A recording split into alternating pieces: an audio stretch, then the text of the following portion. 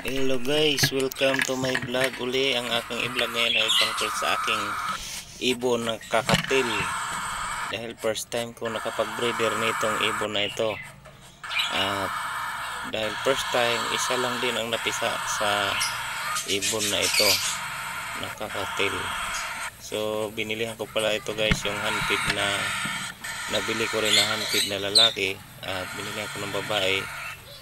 Naging 2 beses ko siyang nabilihan ng babae at isang beses ko siyang nabilihan ng babae, pero sinauli ko yung isang babae dahil hindi niya pinaparisan.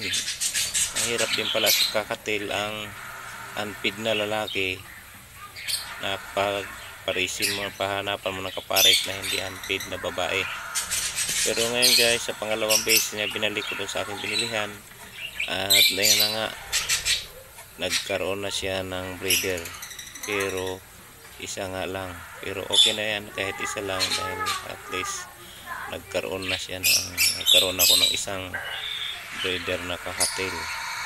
So yung kakatil na yan guys ay pearl ang kulay niyan, dahil nagmana siya sa nanay, pero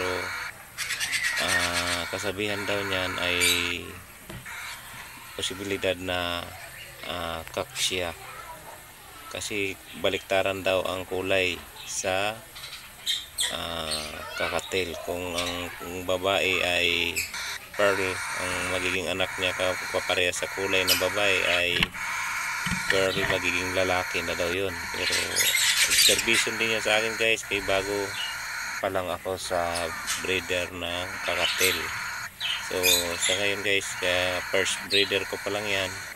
At kung idala ko yan sa mga mahusay kong mga kaibigan, mahusay na mga breeder, pa-gender ko yan sa kanila at bibilihan ko yan ng kapares, dahil bawal ang magkapatid sa mga ganyang mga lovebird.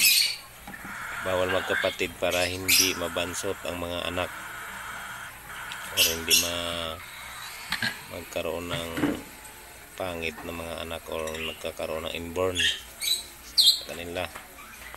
Kaya guys, partneran ko siya nang hindi sila magkapatid. Ang mga anak nito i-partner ko sa isa. So kailangan ko pa rin guys na bumili ng pares. Yung bungad na yan guys, na cinnamon na ang kulay na yan, ay yan ang kak. Yan ang binili ko rin na sa nag-alaga, dahil hindi niya maalagaan, binili ko ng 1,000. At yan nga ay kak nga. At yun, yung pearl na sa likod ay yun ang babae. Pwede may kahawakan? Hindi alam ni Mrs. na may sisiw na nakikita ko lang sa ayaw niya, nag-ano sa TV, bakit kain ng kain yung mga pearl na ay mga kakatil na yan, panay ang kain. Sabi ko kapitibit nga yung wala itong ano, sinilya misbak yun, nakita niya madali pa na doon sisiw. At yan nga guys, pinapisting ko na rin yung mga itlog. gingalo ito na, maitim pa.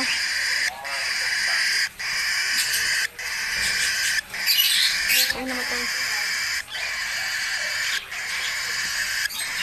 may maitim pa eh. May maitim pa. Nagalit ka.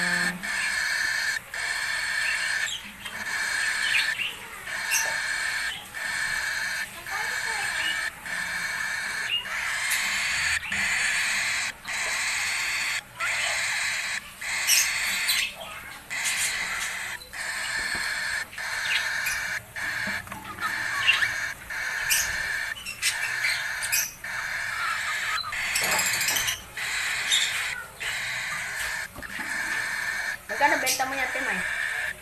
$100 million. Sana,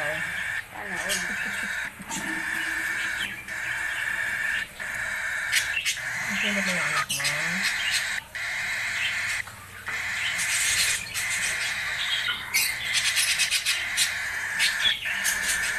Wala yan eh.